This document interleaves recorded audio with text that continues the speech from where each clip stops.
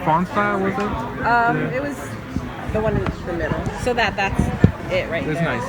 Yeah. So nice. So it was like 100% accuracy. Yeah, in it was terms of this. accurate. The gray color, 44.9, so 45, what is it, beats per second? Beats per minute? Yeah. Beats per minute. So 45 beats per minute for gray. Type of font like that I always choose too, so yeah. Nice, cool. Thank you so much. Thanks. The color for you and the font style.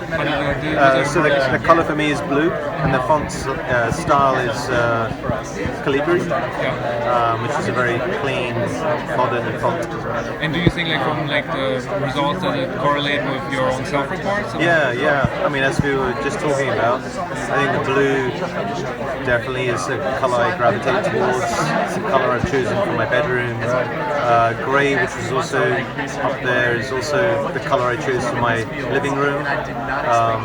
So it makes a lot of sense. And the font style? The font style, yeah, I definitely was feeling like the simple font was the one I felt most calm with.